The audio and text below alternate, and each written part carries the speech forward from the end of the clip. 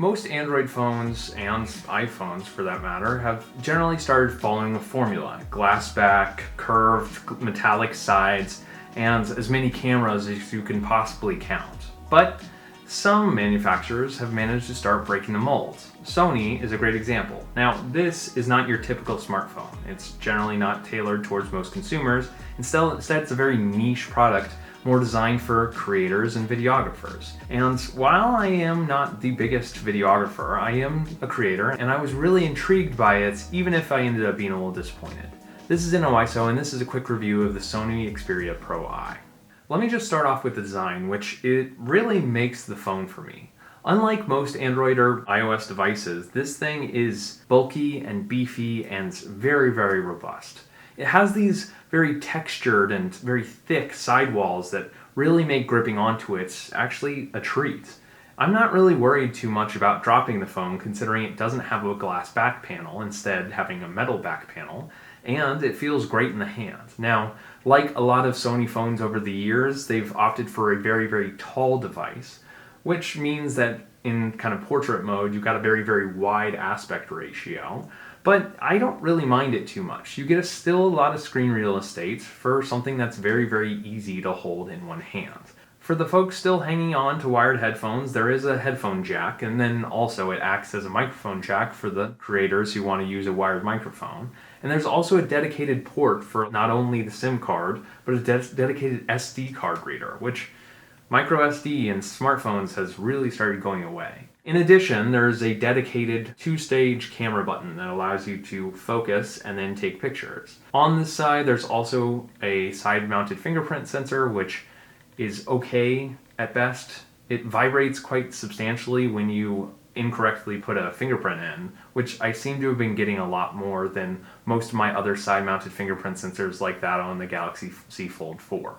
Typically, I was getting around a day and a half of battery life with this phone, which was substantial, if not really groundbreaking, and my experience with the performance was decent, if a little bit finicky.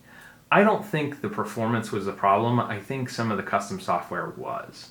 Now, Sony has a very, very heavily customized version of Android. A few short years ago, this did feel like a cleaner version of Android relative to the One UI equivalent of the time, but now it's really started to show its age. A lot of UI elements and icons for custom Sony products are really from like 5 or 6 years ago, and they very much feel it with their design and styling.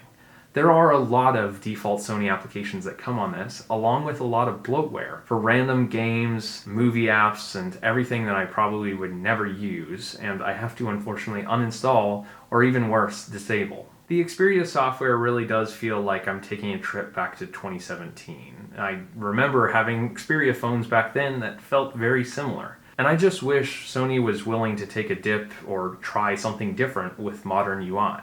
But software is also where this phone really differentiates itself, in the camera experience. Now, there are a couple pro camera applications for both photographers and videographers that allow you to have a lot more precise settings when you are taking video or photo. And frankly, I'm not good enough of a photographer or videographer to really get the best experience out of it. But it is nice being able to set your exposure and set your ISO and be able to really customize your image the way you want it to be. That is in concept. For whatever reason, this Sony Pro I never seemed to work properly with any of those custom applications. Constantly, when I was trying to open them in order to take a quick video or shoot a quick review, it just didn't work properly. Constantly, the camera would shut down, it would drop my whatever footage I had shot so far, and then it would prompt a restart, which is wild.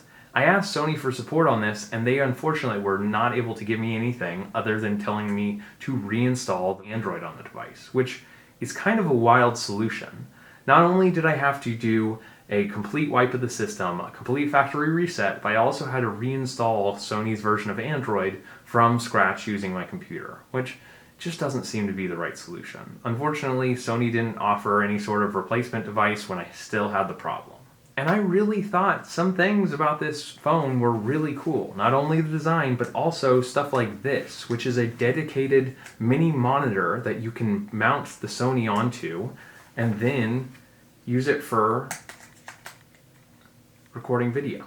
which is very cool. So it just pops into the back of the Sony, you mount it onto a standard camera mount, and bam, like a little tripod mount, and then you can see what you're recording, which I think for a lot of small creators would be perfect. For anyone who wants to use just their smartphone for reviewing, this is actually a pretty compact setup, and so if you wanted to bring it on the road, it'd be perfect. I tried to throw this in my backpack a couple times when wanting to go and review this product, and unfortunately, even when I connected this back little monitor to it, it frequently would shut down and not work properly. I will try and get a little bit of footage on the back of this so you can see what the camera quality looks like, but I gotta say this is so disappointing. Now, in terms of photo quality, there also is a step down relative to a lot of the other devices that I'm used to. Now, granted, this is a 1-inch sensor, so I'm sure that experts would be able to get great photos out of this if they did a little bit of editing and shot in RAW, but that's not something I do. Instead, I just like to point and click and then hopefully get a great picture. And that's what Pixels and Galaxy phones and iPhones are really made to do, and this really is not. I sincerely think that the Android market needs a shakeup, and I think foldable phones is helping transition into more modern, more unique, and crazy designs. But as long as clamshells exist, we're gonna see more glass sandwiches that just get a little bit boring over time. And I wanna see something different. This, I had hoped, would be something significantly different, and it is, but different in a bad way. So unfortunately, I won't be hanging on to this anymore. Thank you for watching InnoIso. I hope you liked this quick review of the Sony Xperia Pro I. If you did, be sure to let me know down in the comments, and let me know if you want to see more reviews of Sony products, because I'm happy to do so. Thanks for watching, and I'll catch you in the next one.